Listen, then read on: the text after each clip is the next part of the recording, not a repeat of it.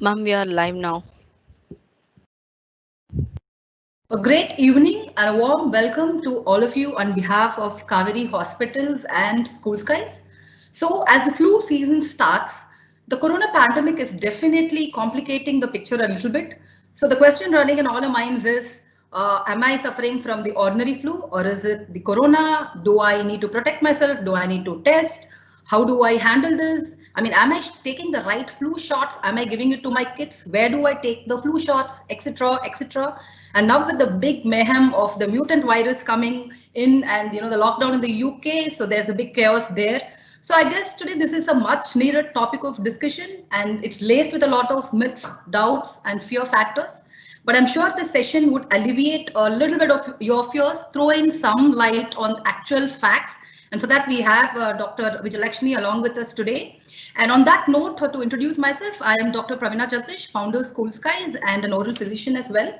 So I'm absolutely delighted to have you all on this portal for the evening. I hope this would be as much as useful as it is for you to clear out your doubts. And I would urge you to put in your questions on the comment section or on the chat box in the Teams. So doctor would take it probably after her short speech. So for an intro, Kaveri Hospitals is a multi-specialty hospital. They work with a single vision to give quality healthcare to the patients out there. And as far as School Skies, we are an edtech firm and we work with a vision to digitize schools and to empower every student to learn more through digitization. So we've got close to 1 lakh parents on the portal and 80 schools, and we started this webinar series in order to create health awareness.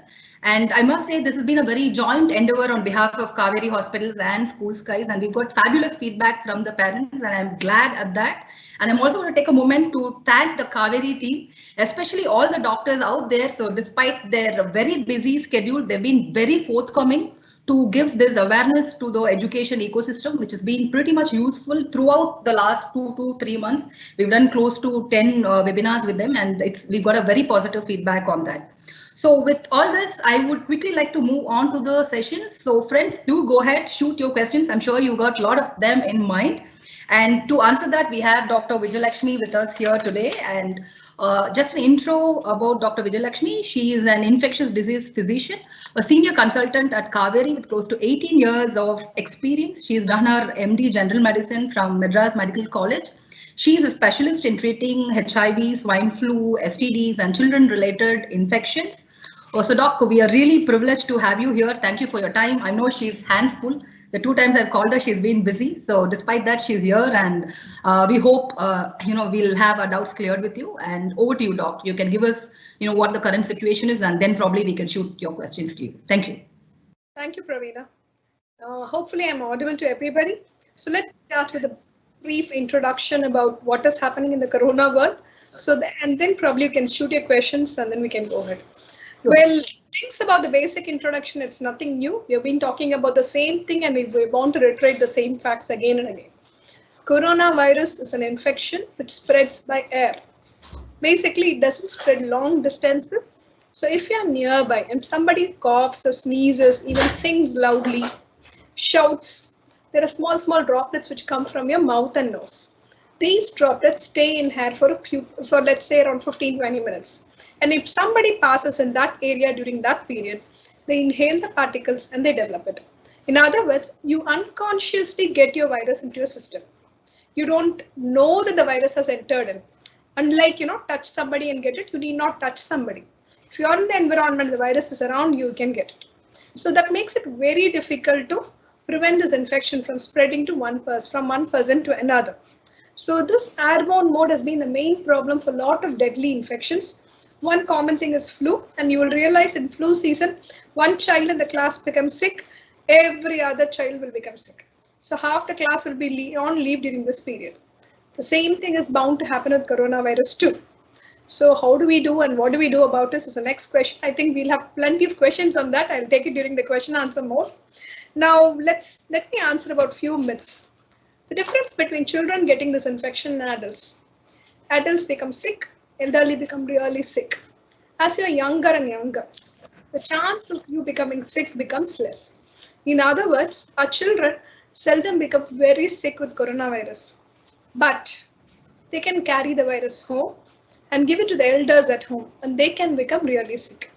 Often what happens, the children will not have any symptoms at all, or they may have very minimal symptoms which they ignore. And then after some time, the child would have carried on day one, and then he would have passed on to some other child or an elder.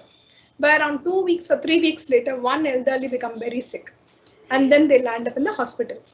So you won't believe it, at times we get sick patients, elderly patients, even up to 1.5 months and 2 months after the first index case in the family, because this virus reproduces very slowly in the body. Once it goes in, it becomes a pneumonia. The incubation period itself is somewhere between 2 to 14 days. By the time pneumonia starts, you would have had the virus in your system for 7 days. Then from your upper tract, that is your nose, it has to go to the lungs. It has to become a bad pneumonia. That takes another week or two. By the time you become really sick, almost the entire family would have already got it. That's where the trouble starts. So how do we protect ourselves? First, by protecting ourselves from getting it. So how do we do it? As I said, you get this infection by inhaling. So if you inhale through a mask, if you inhale through a filter, chance becomes less. So make sure you wear a mask. Second, if there is quite a bit of cross ventilation, like for example, open doors and windows, air passes freely, the virus dries easily and it's driven out easily. So always ensure wherever you have any kind of a meeting or somewhere, there is plenty of cross ventilation. Third, this virus cannot travel for a longer distance. So once you sneeze out or cough out, it stays suspended in air for some time. It doesn't travel much distance. So if you're more than a meter away, the chance of you inhaling from your neighbor becomes less. So always maintain social distancing. Again, the same 3 principles: social distancing, ensuring masking, and make sure in a well ventilated, cross ventilated space, and then avoid touching frequently. For example, if you have to touch a surface of somebody, wash your hands.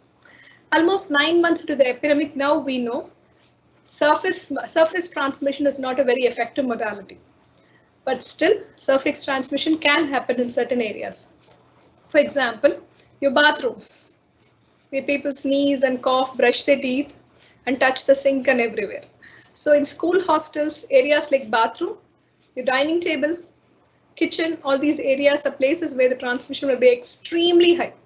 So those are the areas you have to be really careful about. When we are talking about opening the schools, the first thing you have to remember about your breaks. Generally, you will have a universal break at 11 a.m. or 10:30 a.m. and 1 at 12 o'clock, 1 o'clock. And you'll have 100 kids moving out to the toilets and coming back for going to hand washing. This is something which you have to tweak and adjust. Like what we do in companies and factories now. The lunch break and the breakfast break is adjusted. It is timed differently. So different group of students go to the different areas. So make sure none of these areas are crowded. So even in the classrooms, making sure the children are seated apart, distancing is maintained, masking is maintained, it's important. And during your lunch breaks, again, it has to be individualized. Toilet breaks have to be different for the different classes. These are small interventions which we have to put for a longer period of time now that we're seeing a lot of emergence of mutants. So with this introduction, I'll stop now. I'm sure we'll be able to take all the questions and answer other things as the time goes on. Over to you, Praveena. Thank you, Doctor. That was very well touched upon. So we've done a small survey and we've collected some questions. So just to make it intelligible and comprehensive, I'm going to put forth the symptomatic or diagnostic stuff first, then probably we'll move to prevention, a couple of questions, and then we'll end with treatment. So the number one question most of the parents have asked is, how do I differentiate? So is there any one clue? I don't know if I stop smelling, I know it's a COVID, so I can run to the doctor or take measures. So is there any one differentiating factor? It may not be 100%, but is there anything that I can bark upon, something like that? Loss of smell is good, but then again, remember, loss of smell happens at least a week after you become infected. That means by the time loss of smell comes, the child would have infected the entire class. Okay. So take my word, there is no single symptom which you can differentiate from flu. But what we have noticed in the hospital over the last 9 months, because obviously it has not been a very cost-effective option of screening everybody every week. So no hospital in the world does it. And so a lot of us are exposed on a day-to-day basis. and not many places can afford quarantine. None of us have quarantined ourselves for 9 months. We've been working continuously for 9 months. So what do? We assess the symptoms on a day-to-day basis. So as soon as anybody comes, which includes your students and your children. So if anybody has any unusual symptom, it could be severe body pains, fever, throat pain, some kind of a cough, loss of smell, diarrhea, abdominal pain. Remember, everybody keeps thinking about this cough being common. Take my word, cough is very uncommon. Cough happens around a week later. By then, the infection would have spread. The initial first symptom is usually some kind of a body pain and fever. So any child who's unusual, having body pains, fever, tiredness, some loose stools, make sure the child is kept at home. And this question has to be asked to the child every day by the school teacher and also by the parents. Because both the levels, unless you identify a symptomatic child and quarantine the child, this will keep on spreading. This is the only way we have prevented ourselves from getting infected in the last 1 year. The symptom survey, and remember, no single symptom is enough to identify COVID. Okay. Okay. So, yeah, why is that some people are asymptomatic? I mean, I'm just asking this because. The answer is we don't know. Okay. So basically, every infection has a spectrum. Some of them have mild ones, some of them have severe ones. So this applies to every infection. Why somebody has severe symptoms, why somebody has mild symptoms, nobody knows. Like we may have a transplant patient who may have a mild symptom, a young individual at 35, 40 develops a severe pneumonia. So something about their immune response to that particular virus alone. So it is very difficult to say. What we know is the more the immune compromised you are, you're diabetes, you're obese, the chance of you developing an asymptomatic infection is less. The younger you are, the healthier you are. When I say healthy, it is not just being young and obese. It's like somebody with no sugar, no diabetes, a well-maintained body mass index, not being obese, regular activity. Those kind of people, the chance of being asymptomatic is much higher. So, doctor, next thing is, can you elaborate a little bit on the comorbid conditions? We know diabetes and obesity. Is there anything else that we need to consider in the list? Most common will be obesity and diabetes, because what we have noticed is 70 to 80% of our hospital ICU admissions are people who are obese or diabetics. Apart from that, hypertension, heart problems, those with lung problems, for example, those who had TB in the childhood with bad lungs, those who had stroke, those who had heart attacks, cancer survivors, patients with autoimmune disease, patients with vascular insufficiency, that is blood flow less into the limbs. This group of people, liver disease, kidney disease, this is a group of people who have to be really careful. Okay. So the other thing is age above 65. Yeah, age is going to be a criteria there. So the other thing is, I mean, I don't know what's the current protocol. So when do we go? When do we go for a COVID test, or do we even go or just isolate at home? So what is the current protocol today? India has always maintained the same thing: test and treat. So we don't generally tell people to stay at home. If you're not testing for some reasons, lot of access or something, stay quarantined. The simple reason why we ask you to test is people who have milder symptoms also have to stay at home for 14 days. And milder the symptoms, the less you really can't stay in a room. Even if you're positive, staying in a room for 14 days is nightmare. And if you're not tested, so first 2 days you'll stay. Third day you'll feel it's okay. By fourth day you'll go out. You may still be in the infectious phase. So our policy has always been, if you have symptoms, get yourself tested. Even if your test is negative and if your doctor feels that there is a chance of COVID, you have to isolate yourself. If you're tested positive, again, you have to isolate yourself. Isolation is for 14 days from the day of your symptom onset. So which is the infectious period, doc? In the 14 days, when is? That's the day before your symptoms start. For example, if my symptoms start by around 8 a.m. today, the previous day evening itself, I'll be symptomatic. I will be spreading it. So that's the most difficult thing about this infection. So day of onset of symptoms, most of us, let's say if it's going to be an upper tract, 5 to 8 days. If presents with common diarrhea, more than 10 days. Majority of them are non-infectious by 10 days. 10 days. Okay, so that's typically the infectious period. that's the incubation period, 2 to 14 days. Infectious period is maximum in the first week. And the first week you're not very sick. You develop a pneumonia at the end of first week. So you're relatively okay. So what by the typical Indian mentality is either or a mild fever. Do I need to sit at home? Yeah, understand. The office will collapse and you will go. That's why you. Okay, so that's the catch there. So you're not very sick, so you think you can go out, and so actually you're actually spreading, you're a carrier, and that's the catch. Okay, so the next thing is, see, initially we were thinking it's them, the virus is going to be sitting on surfaces and everything is a fomite kind of a stuff. But now there were, a lot of, inputs, insights saying that it's really not spreading much on every surface. So you don't have to be paranoid about touching stuff. So what's your take on that?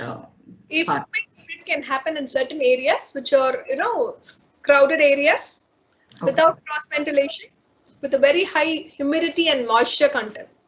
The typical example is a crowded restaurant because you keep cleaning the table, there'll be AC on, you keep serving food and people will be moving in and out. So this kind of an area will be the crowded one. I said restaurant, so toilets, public toilets, where you'll see a lot of people at the same time. So here the surfaces may also be infected. But if it's going to be an open space, let's say a park, where people maintain social distancing, the chance of spread even without a mask is less. That's the reason we have not become really sick despite people roaming around the streets without a mask. Because we are very hot and the velocity is quite high. The moment they sneeze out, most of it disappears in the open area. But if you come to a closed surface, spread will be much more. So what is the typical time that the virus? Yes, doctor, so please. Space, I say, is a closed environment with a very high moisture content. Moisture content. And the time that the virus survives outside the body, I mean, on surface or at drops. You cannot specify.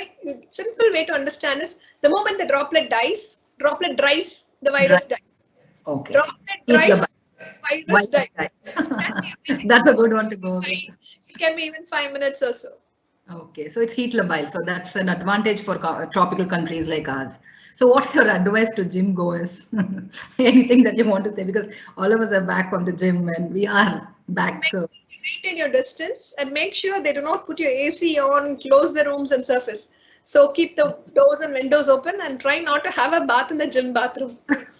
Okay, that's I think that's true. So to a large extent, I think we should kind of also sterilize the surfaces there, no? Because of those high moist. Like moist and it's a smaller surface. Anyway, open air, any jogging and open air exercise are much better. Yeah, understandable. Okay, so moving on to preventive measures. So please do tell us something about how we can boost our immunity. There's a whole lot of things that we've learned, but is this directly related or it's just a piece in the cake? I mean, do we need to be taking our selenium, zinc-ovate, etc., ginger water, turmeric, whatnot? So what's your take on that? Okay. There are two ways to put it. Like certain things happen because people keep telling us throughout our life. But you talk about your evidence. What we are practicing is evidence-based medicine. Do we have evidence to say taking vitamin C or zinc or vitamin D helps with preventing this infection? The answer is no. They do not directly kill the virus. Okay. But they may make you stronger. For example, what they found out is if you're vitamin D deficient, you have higher chance of severe disease. That doesn't mean you have to take vitamin D. If your vitamin D levels are normal, you don't need to. So just make sure you're not deficient in your vitamins. If you're exposed to sun, that's more than enough. Well, popping these pills are not going to harm you in any way, and most of us require some kind of, give me some pills, I'll feel better. I'm giving you some pills, I'm also feeling better. So it helps both. Kind of a placebo effect, I guess. So you are, I'm protected, so I can go out or feel confident kind of stuff. Okay. My mother's still making me turmeric milk with badam for 9 months now. Okay. But everybody has to feel confident. That's it. That's it. Okay. So there is a question from a parent right now which says, how can we find that running nose, headache, extra are symptoms of COVID or common flu?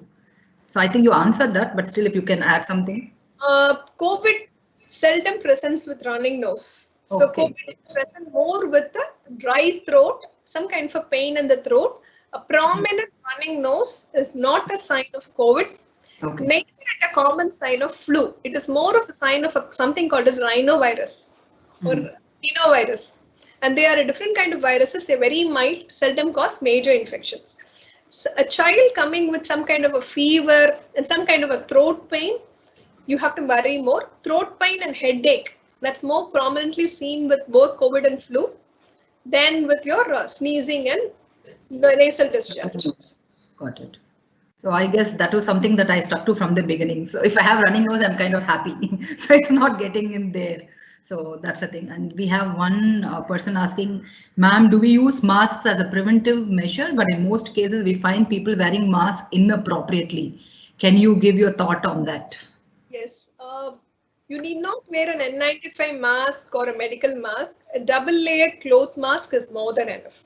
So basically the idea of mask is, let me say I have the infection and I don't know I have this infection. I may be spreading it to others. So by masking, my virus is not going to go into the environment. The other person by masking, even if I'm going to sneeze out, there is one layer of protection against the virus. Remember, these masks do not, they're not against the virus. If it's going to be a large inoculum, it goes in. But if you have an asymptomatic infection or a mild infection, chance of spread goes in. Remember, you can spread the virus the day before you have symptoms. Masking gives that window gap. And remember, most of us do not work in open area. There is not much of cross ventilation. Masking helps. Now, with regards to proper masking, remember, even a two-layered handkerchief is a mask. Any kind of two-layered cloth mask which fits around your nose and mouth tightly to the ear is more than enough. Okay, great. So the next thing is particularly to kids. Is there any preventive measures? Like we got it from you that yes, kids are not going to be the sufferers and they're going to be more of carriers. But is there anything that is differentiating factor that we need to apply for our children in terms of prevention? No, prevention. Prevention, like in terms of I'm not going to expose my children to this, something very particular like that. So basically, all of us have more time for children before going to school. Obviously, the smaller children still have time. So let them get in their mind that they cannot share their food or water bottle, at least for some time. And they make sure they wash their hands. Make sure they do not hug and go together to toilets everywhere together. This is something which has to be instilled on them. They have to be seated separately. They should not touch each other frequently. This is something which we have to keep telling our children. They have to understand that before they start going to the school. Well, frankly, invariably, it becomes almost impossible to prevent the children from getting it totally. But certain countries, let's take up countries like Sweden and Denmark and a lot of Scandinavian countries, never shut the school. They kind of let the children go to the school, and if any child had symptoms, they prevented the child from coming in and they tested the class. So the cohorting was done as class basis. If this class has 12 children, well, one amazing thing, they didn't have many children in each class. So that's going to be the big differentiator there. Yeah. So they cohorted the classes. If somebody was symptomatic, they tested the rest of the children and they isolated them. In that way, they had two choices. They were able to build some amount of immunity in the child and they were able to handle them at that level. They did something called as a reverse quarantine. If you are in a high risk group, elderly group, they protected them. They let the children out. Okay. Which helped them to a significant extent till recently. But again, as the mutations increase, they are in more trouble now. They're in trouble. That's true. So we have another question from Nabia with ask, ma'am, the people say that use sanitizer, but it's made up of so many chemicals. So should we use it or not? No problem. You can just wash your hands too. Soap and water, plain soap and water. If you don't even have soap, plain water should do and dry it out. Or if you don't have access to anything, keep your hands open under the sun, it'll dry up. That's a quick solution. When the epidemic started, see, we all work in ID. We work up on an area. See, we handle patients directly. We are in high-risk zones, and in our OP, we won't be able to wear everything. And invariably, one patient will walk in. So first thing we practice it, not to touch the face. Now, none of us in the department touch our face. Remember, touching your eyes or nose happens unconsciously. It gives a feeling of security. So please practice that. That helps you a lot. If you're not going to, if you have to get an infection from somebody, you have to touch the surface or the person. You have to touch the eyes or nose or mouth. If you don't do this, it cannot spread. Very So true. as you habituate with that, it will not happen. So I think these are the things that we got to live with for a long time to come, the way things are going. So another question most parents have asked is, can you shed some light on the flu shots, the regular flu shots? Though, are we? I mean, have we got something special now, or is it it becomes very pertinent right now, no, to take flu shots? Or what's your thought on that? At least all the high risk people should take it. If possible, everybody should. The advantage of flu shots, at least you're protected against flu and flu. And the advantage is somebody, both flu and corona, they have the same symptoms. Okay. So it's very difficult for us to identify. And if there's a local epidemic, till your results have to come, you have to be really careful. And if somebody becomes sick with flu, again, it becomes a problem.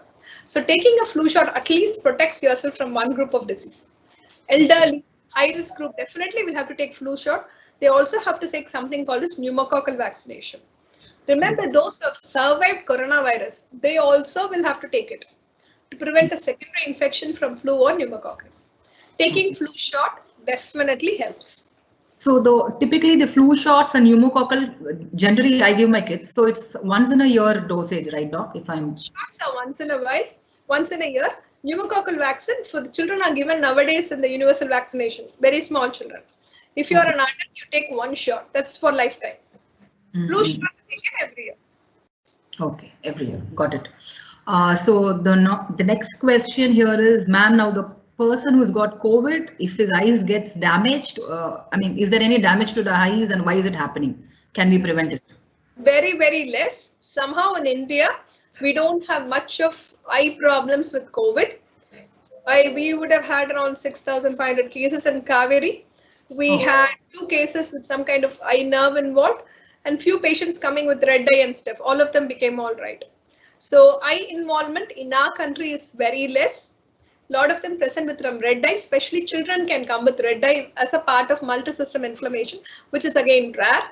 Adults may have a transient red eye or focal swelling and they all settle down. So don't worry much about the eyes. But again, remember, diabetic eye complications are on the rise because most people don't control their sugars.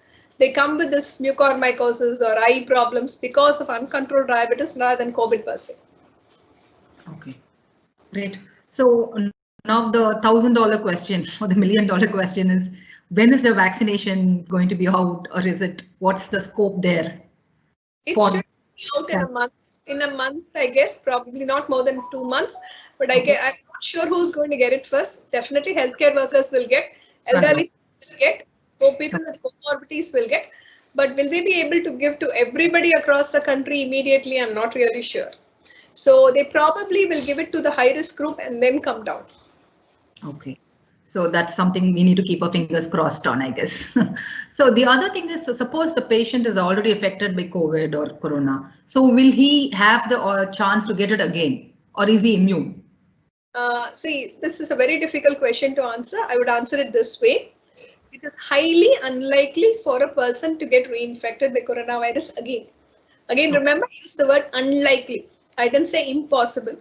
What we know is at least for 3 to 6 months, we are immune. With time, with mutations and variants, we can't be really sure, but we know at least for 3 to 6 months, the immunity lasts.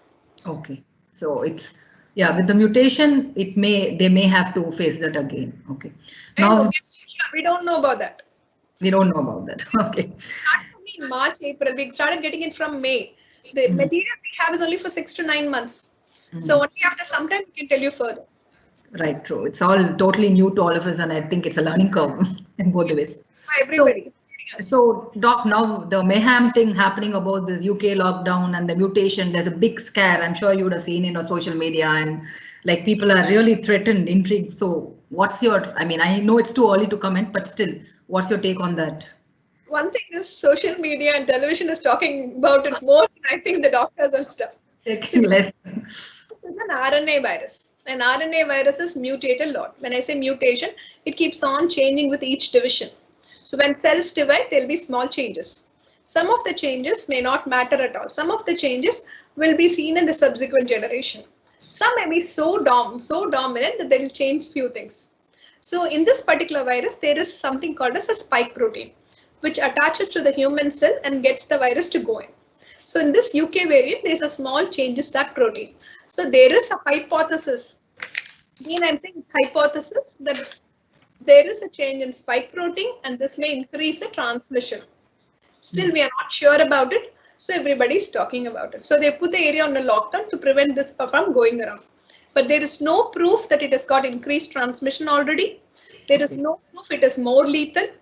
There is no proof that the vaccine does not affect it.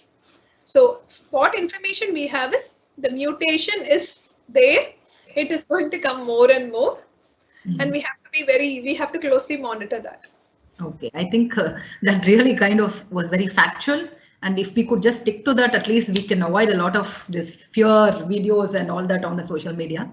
So I think there's no much evidence for a lot of this virus. So it's better not to kind of hype the whole thing about how it is mutating or how it's going to be. So with that, I think we'll move quickly on to the treatment. And is there anything that you would want to comment on prevention apart from the vaccine flu? I think we've covered most of it on the questions.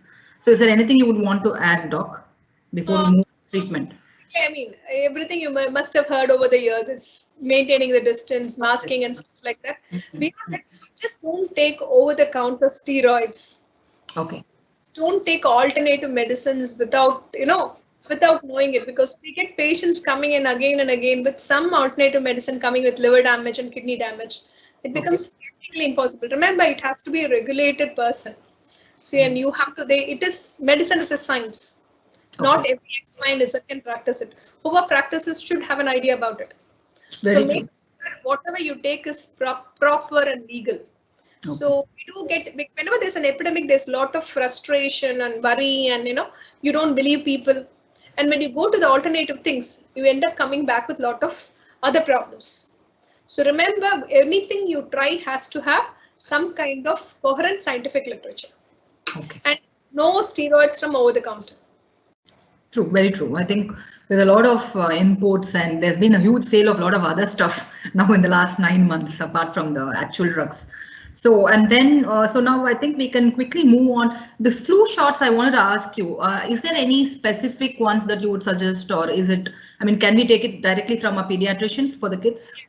From the pediatrician, the 2021 shot is out. Okay. So basically, they get replaced by the 2021 shots. Every year it comes in the month of July, August. This time it came a bit late because of COVID, but 2021 shots out. Ask for the 2021 strain and get it. Okay, great. I think that was valuable info.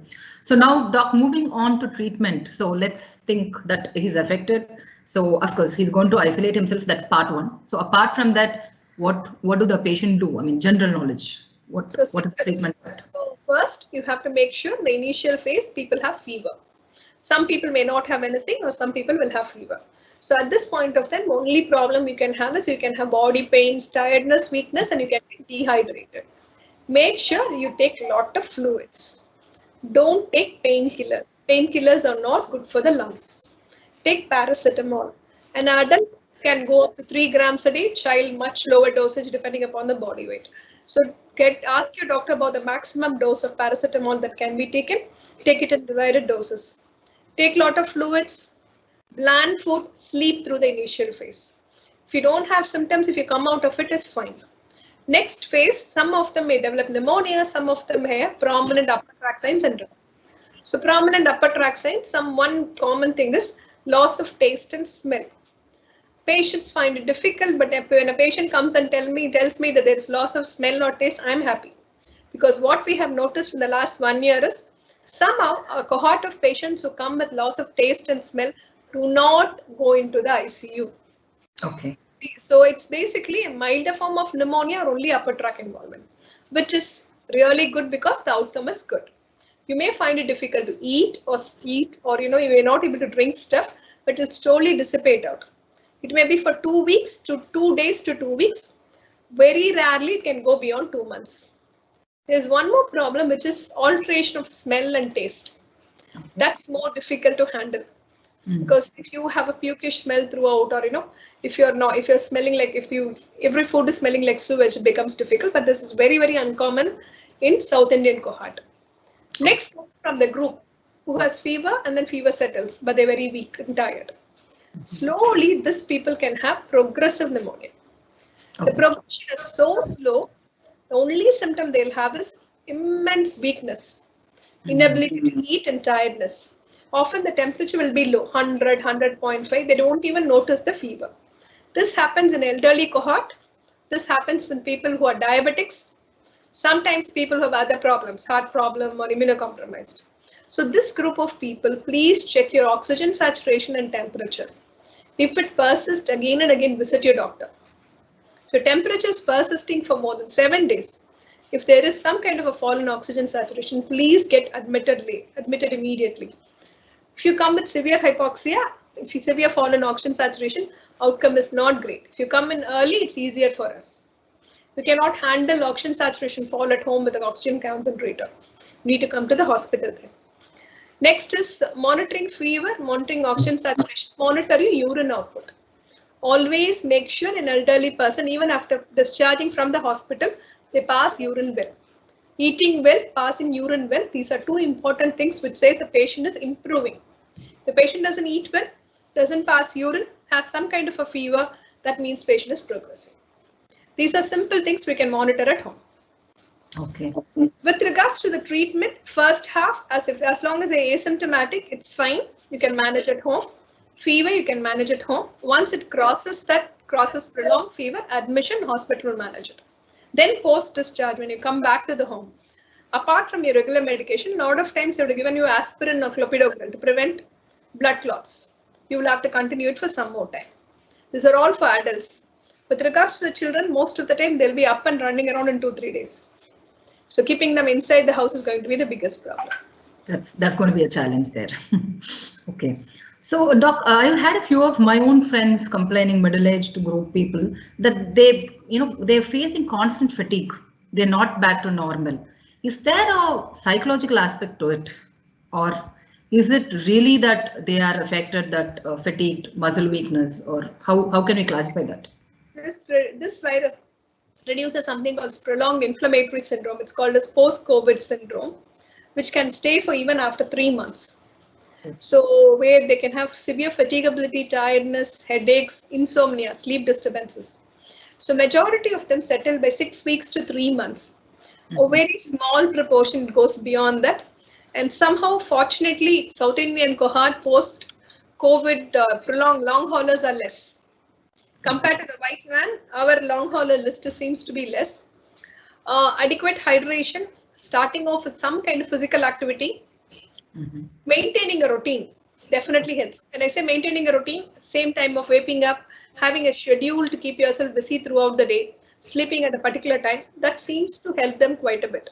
Starting physical activity, whatever time you can, that also seems to help a lot. If it doesn't help at this level, we put them on some pills. Okay, so your take is that get back to normal.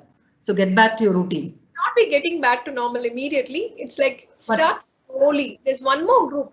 They're hyper kind. They immediately believe that they have to do everything. So obviously immediately after the 2 weeks after admiral admission, they go to work the very next day, become sick, and then come back saying that I'm very weak. You can't do that. Your body needs time to recover. Okay. So the thing is, you need to give it sufficient time and then get back on track. So that's your time and act slowly. Don't keep sleeping. That also doesn't work. The more you lie in the bed, your sleep is going to become less. Got it. It's not going to recover. Very true. Okay. So I think that was well explained. So the 3 things that you said was monitoring fever, urine outputs, eating habits, and oxygen saturation. So I think these are the things we need to place as high priorities when we think about treatment or monitoring once the patient is affected. So I think that was said well.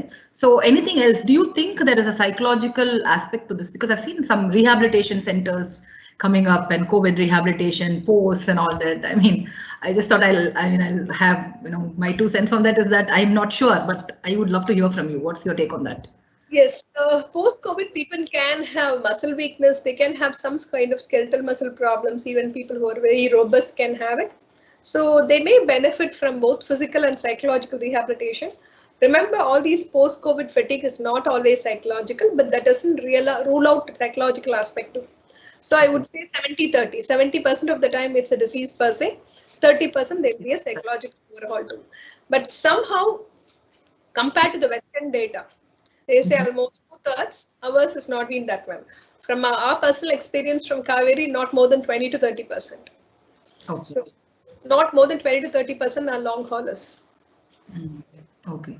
So I think the psychological aspect is for people who are more, engulfed by fear factor.